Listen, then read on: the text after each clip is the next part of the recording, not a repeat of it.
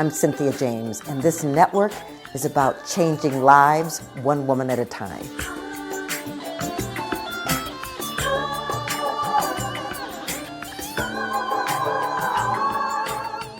Hello and welcome to Women Awakening. I'm your host, Cynthia James. I get the distinct honor of introducing you to extraordinary women. And by extraordinary, what I mean is these women have stepped into a field of possibility and potentiality where they bring their gifts. They're change makers, they're way showers. They're inviting us to remember that we are here to do great things and that the divine feminine is needed on this planet more than ever. So I get to interview them and I always walk away feeling inspired and uplifted and joyous. And I promise you, you'll have the same experience. We come every week. We're on Spotify, iTunes, iHeart, Spreaker, Amazon. We're on video on YouTube. And please subscribe, share the videos with your friends, keep coming back because each woman has taken a step in their lives to make a difference on this planet. I really believe this is a time for women emerging, and that the more that we can stand up and step out and bring our gifts, the more that we can accelerate the transformation of this planet, which is needed. I'm thinking that more love, more light is definitely needed. So you can also go to cynthiajames.net. There's lots of stuff there for you, gifts, and you can join my online community. So I want to introduce you to Brandy Gillmore.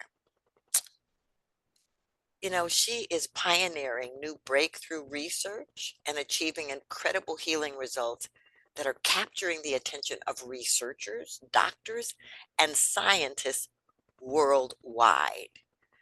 Her new book is Master Your Mind and Energy to Heal Your Body. And there's this thing that says it may seem physically impossible to relieve chronic pain within minutes using only the mind.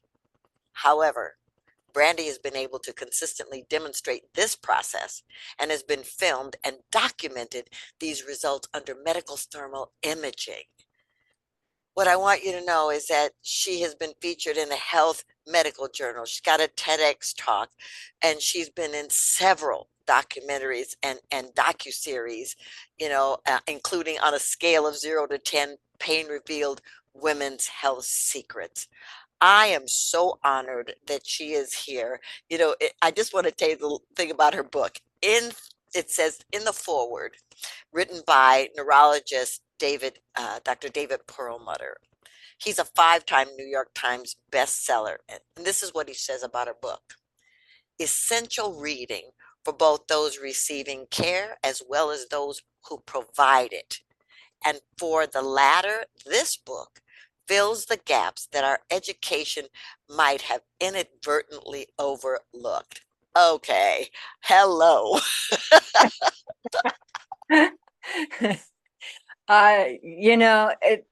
A profound comment. And I have to say, it's such an honor to be here. I just absolutely adore you, and more love and light and women bringing it forward. Yes, yes, and yes. So thank you so much for having me. And it's an honor. Thank you. Well, I'm so excited to talk about your work, but I want to start with your beginning. You probably didn't drop on the planet and say, well, I'm going to change science and history. Where were you born and what was it like? Where was I born? And well, that's an interesting question. So I was actually born in Southern California, and I have five siblings, four siblings. There's 5 of us. And what was it like? It was all over the place. It depends on the year. It depends on the time. Just, I would say, gosh, that's a really good question. Most of the time everybody says, okay, where did your injury start? What happened? And that's where a lot of times people go. And I have to say, I grew up Lutheran. I grew up Lutheran with a regular family in some ways and a very not normal family. My family saying growing up was, we put the fun in dysfunctional.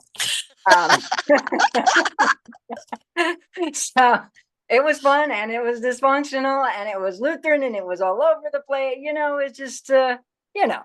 So, but I would say it's so funny because who I am today is such a radically different person than I ever thought that. I mean, even what I do today and helping people to use the mind to heal their body, I would have thought was impossible. I used to do, prior to my injury, about 21 years ago, I had an accident. So that was my accident and a car accident and a fall. But at that time, I did network engineering and operations, and everything was, basically as I got injured, I started looking for healing. And when the doctor said they couldn't heal me, that was pivotal. It's like a wake up call. Wow. Okay. So, so here you are, and they can't heal you. What was your first thought? Well, my first thought was, it's kind of like the whole, let me talk to your manager type of. But it was like, I need the next best doctor. And, let me get a second opinion. Let me get a 10th opinion. How about a 50th opinion? I went, just trying to find something. I had to have hope. I would literally leave each doctor's office because, I was wheelchair, walker, cane. I was a mess on morphine. My entire life changed. And I would choke back the tears and be like, but there's got to be some referral, just somebody. And I would not leave until they gave me some type of referral somewhere. And long story short, when that didn't work, I finally kept asking and asking. And then we go to this research hospital where 2, 3, 4 doctors at a time would come into the room. They'd evaluate you, try to make a plan. And it kept going. And then I got into this research study and I thought, oh my gosh, this is it. I'm going to get my life back. And I counted down the days to that study, and the day came and they wheeled me into the hospital in my wheelchair and got me all prepped for this procedure. And I thought, I'm going to get my life back. This is it. And a long story short, the doctor, he comes in and he looks at me and he goes, Miss Gillmore, we don't expect you to heal. We don't expect this to work. You can't be a part of the study. And I felt like I swallowed a tennis ball. Like I was trying to choke back the tears, not doing a very good job at it. But something profound happened from that. Is first and foremost, after that, I did not want to live. I was like, I'm done. There's just no point. But then I had this voice or this thought come into my mind that was like, well, what about the placebo? And it sent me on this entire journey to say, wait a second, because in any study, there's the real treatment and then there's a fake treatment, the placebo. And there's a known fact, research study after study after study has shown that people can get results from a fake treatment. And it sent me on this journey trying to figure out, how does it work? Wow. So, well, first of all, I remember Joe Dispenza talking about something similar, and they're like, no, you're going to have this thing in your spine and you're never going to walk and all of this. So you started researching placebo, which connects to the mind. Yes, but it was different than I thought, because initially, I thought that it just works because you believe it. So you just have to believe that you're healed. And then like I was getting into metaphysics and all this stuff. And so I was meditating every day and doing affirmations and visualizing myself healed and forcing myself to believe. And it wasn't working. And I thought, I'm believing. And so then I found something called the open label placebo, which is exactly like it sounds. It is open label. Both the doctor and the patient both know it's fake, and it still works. And I was like, wait a second. Clearly, it's not all about belief if that still works. And then I found other things like people with multiple personality disorder can have different illnesses when they're in different personalities. They can have high blood pressure in one and normal in another. They can have pain in one and not in another. And there was this case that I found of a woman who had been blind for 15 years, who started through therapy getting her eyesight back, but in some personalities, she was blind, and some personalities she could see. I was like, oh, wow. Okay. I just got to get my mind back in, because that's amazing. It's medical journal after medical journal. And something else that was fascinating was this. is it the same personality always has the same illness? So in other words, let's say there's a person named Jane, like the host personality, as they call it, was Jane. But let's say Jane has no health issues, but then if she's Susan, she could have always headaches. And then if, let's say, she's Barbara, she might always have neck pain and asthma or allergies, like incurable things. And it's medically documented. It's not that, like the woman who was blind, it's not like she was making up that she was blind. Like they actually did brain scans. And so, Wow. fascinating. Yeah, well, really? Okay. So you start gathering all this information. What was the pivotal moment when you said, there's something here that can heal me? I mean, everything kept pointing to the mind. I would say I had so many pivotal moments, because even another one was this, is that I had been, meditating and affirmation, all the binaural beats and the frequencies, all of the things, which can all be really, really, really great things. But it wasn't working. It wasn't healing. And I had been doing it for like 5 years. And it wasn't working. And I would say a pivotal moment was this, is that a friend of mine, her aunt was passing from lung cancer. And she asked me if I wanted to say goodbye. And I said, yes, of course. And so she picked me up and she took me over there. And as I went to say goodbye, there was this woman who had been doing all the affirmations and the positive thinking, all of the things. And not only that, but she had been in hospice. So she was, in and out of consciousness. And I thought to myself, gosh, this is probably what I look like, because I spent so many hours just trying to maintain this like deep state of theta state, to relax, to meditate, to, to heal. And I thought, it jarred me. It's like, I have to do something radically different. Here was this person that I love passing and going, but she's doing all the things. And it just was like, well, I have to do something different than this radical state of calm, healing, and all that stuff can be great. But what I started doing is I said, I have to understand it. And I looked at it objectively and I said, okay, we know that stress affects the body. We know the person with multiple personality disorder. We know placebo. We know nocebo. So everything was pointing at the mind. And I said, how do I make this really simple? Okay, well, emotions affect the body. If somebody's embarrassed, their face turns red. Panic attack, racing heart, shortness of breath. Or broken heart syndrome. Somebody can die of a broken heart. And even studies suggest that autoimmune conditions can even be caused by stress. And so, or even, we've all heard somebody say, oh my God, calm down, you're going to have a heart attack, or you're going to give yourself a stroke. Right? We've all heard that before, but we don't take it seriously. And so that's what I started doing, is I did look at it objectively. So another pivot was this, is I started looking at it objectively and saying, okay, but let's be honest. There are people who are very stressed who aren't sick. They have PTSD or trauma, and there are others who are happy who are sick. How does that work?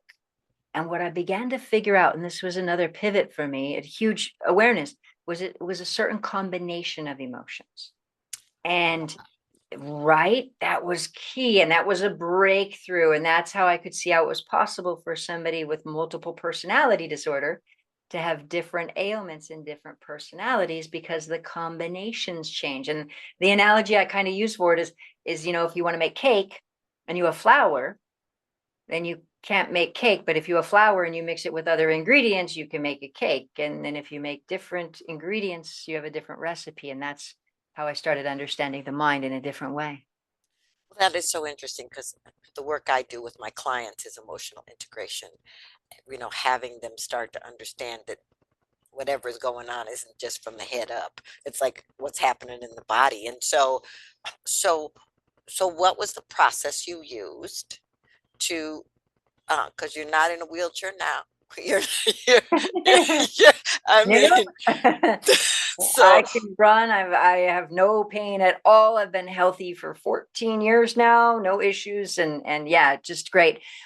I started to look at emotions in a different way also. I would say that, so many things, but I would say one is this, is of course, understanding that we have patterned ways of thinking and feeling, and really eradicating not just the emotion, but the emotional pattern.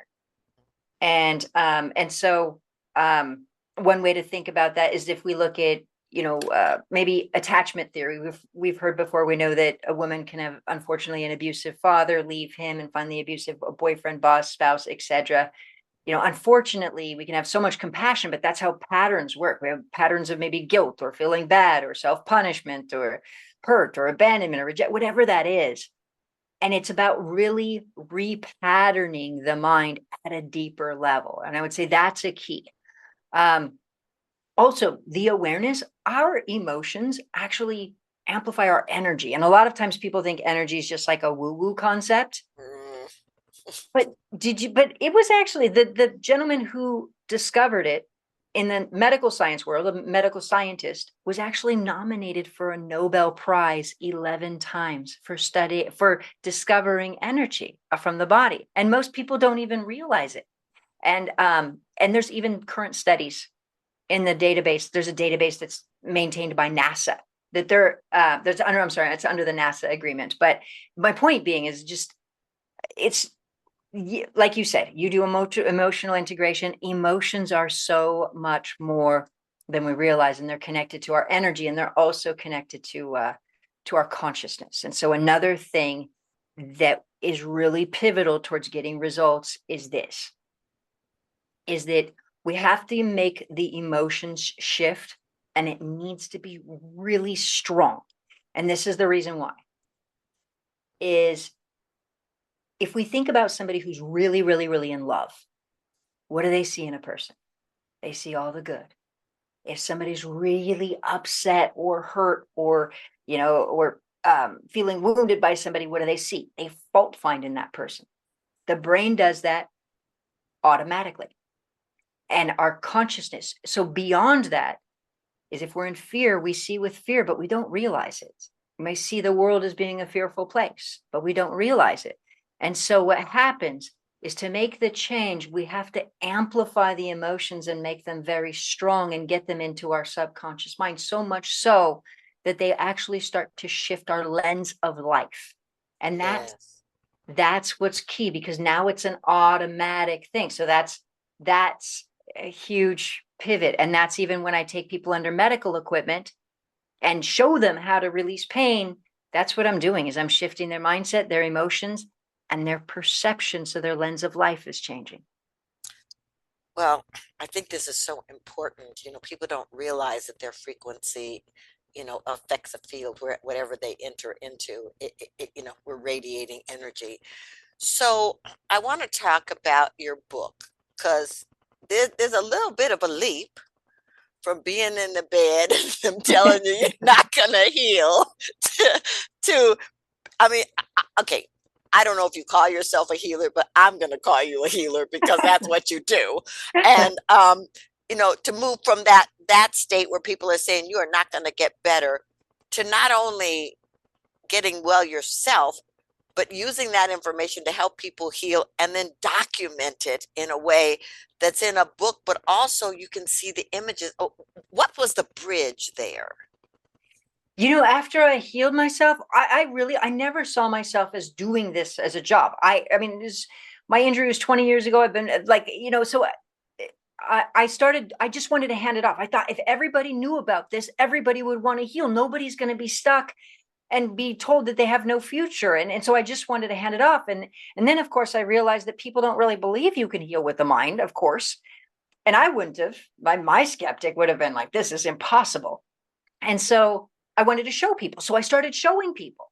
And then they started and showing them how to release pain, and they could get results. And then I started being asked to speak. And then I started doing it from stage. And then I thought to myself, gosh, one day people are going to think this is fake. Like, this is a plant. It can't really, like, somebody has neck pain. Oh, their neck pain is suddenly gone. Then I was like, well, I have to show it under medical equipment. And then I did. And then I was asked to give a TEDx talk. And then it's just kind of been this thing of wanting to just show people we can all do this. And it's just, that's what it stemmed from. I was going to okay, well, let me just show people that it works. And it's just led to one thing after another that grew into this amazing, incredible journey of showing people and leading classes and doing all of these incredible things that just to just show, to prove, like, and that's what's also fun about the book is that you can see it makes logical sense. And that's what I love is, being former network engineer, operations, all of that. When something makes sense, it's easier to implement. And that's the reason I've also been able to get back to back to back results and demonstrations is because of that. Well, yeah. And the fact that you have an engineer's mind, you could open to, so what does this research mean and how can it expand? And it's so interesting that, okay, this is a little woo-woo, so I'm just going to say it out loud, that your soul decided to come now when there was the technology that you could evidence what you were doing. I remember when I was a kid, my grandmother took me to see this woman who was a healer, a little tiny woman called Catherine Kuhlman. And she's up on this stage and she's healing people and people are getting out of wheelchairs and there's all this stuff going on. And, at that time it was like, oh yeah, they're all plants, whatever, you know what I'm saying? But, Yes. but you're here and you can document it so people who have that skeptic within them can go, oh, but look at that. Is your book on Audible too? It is on Kindle and you can listen to it on Kindle. So there's Okay. yes, because my schedule was so full that I said, let me just do. The other thing is the publisher talked to me about doing Audible and maybe we'll do it at some point. But what I love is that there are brain scans, some pictures in there that you can see. And also I think it's important to, I like to read it, to be able to see it. I think that that's really powerful because, when we start to look at energy and we start to then understand how it works, this is how I feel is that the more everybody understands it, that's what we need to make a real change. And, like it's written in the Bible 3,000 years ago, a merry heart is a medicine to the body. Ill thoughts will dry the bones. 3,000 plus years ago, it's written. And here we are 3,000 years later, illness is increasing. People are not healing. We have stress, depression, all of these things. Like, when are we going to use this to wake up, to heal ourselves, to change? And so, of course, we need to know how to do it, how to get real results. It's not just about positive thinking. And that's great. Don't get me wrong. But even in the medical journal that I just was published in last year, where I did it under medical equipment, the last volunteer that I worked with, he stood up afterwards and he took his pain from a level 6 to a level 0 in like 28 minutes. And the first thing he said, wow, I'm shocked that even worked. I just came from a 10-day meditation retreat and a positive thinking seminar right before that. And he was shocked.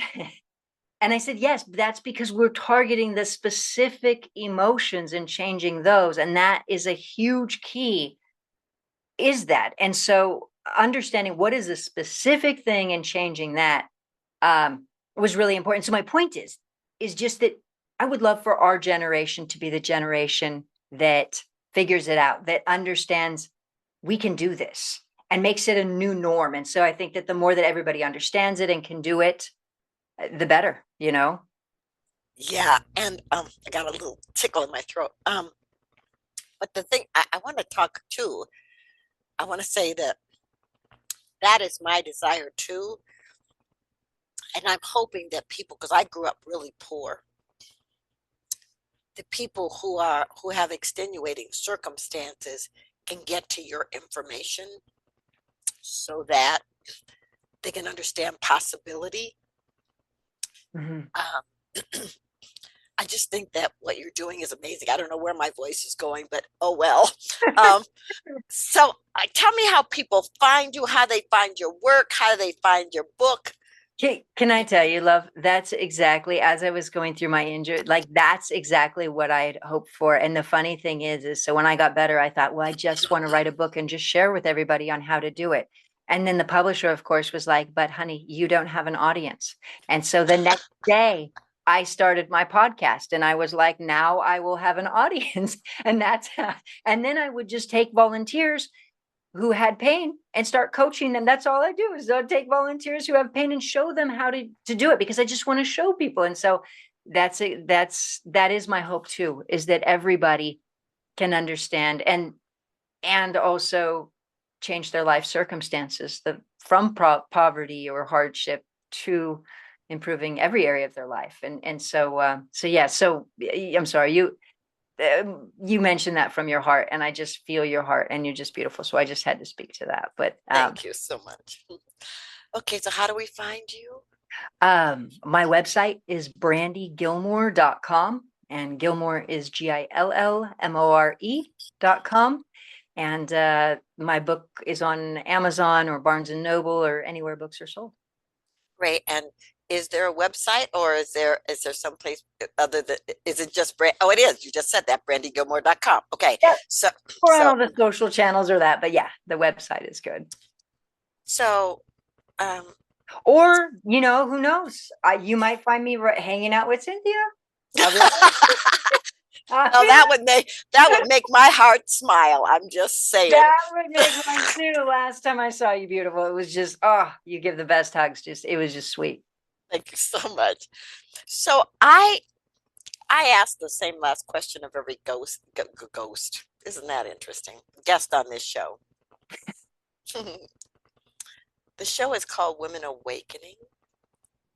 What do you think is the most important thing about women awakening on the planet in this moment? The most? You mean just one?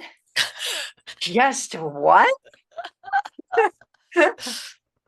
So if I make up a word that goes everything from care to the planet to politics and everywhere in between, and heart, and also just the awakening of every soul, of realizing that there has been a type of, we've been, historically speaking, born to believe that we're inferior or less than. We've also been born to believe that we need somebody else to care for us, so somebody else is our safety because we are weaker, we are inferior, we're not as smart or as capable. Like I would say there's change on the inside, and then there's also, there's so many things. I would say our planet gets a bigger heartbeat when we have the love and the kindness, and not to say that men can't have a heartbeat also. I think the more our culture values that kindness and the nurturing and the heartbeat and the awareness and the intuitive, the more it's just all part of the transformation. Absolutely. And if you're just listening to this podcast and you can't see, what Brandy exhibits is joy and light. And I think it comes from your healthy mind, and that you are in high service to humanity. So thank you so much for being here. Thank you so much. And I think what Cynthia emanates is love and care and compassion, and just this beautiful, beautiful glow and beautiful heart. So thank you. All right, ladies, I'm going to close this show the way I do every week, with a different set of words. I want to remind you that you're spectacular. I want to remind you that you are a masterpiece in the making, and that your health and your well-being and your joy and your freedom and your light are essential. You're on this planet at this moment for a reason. So whatever it takes for you to get healthy, strong, vibrant, and bring your gifts to this planet, run. Do not waste one more moment, because we're waiting for you. I love you, and I'll see you next time.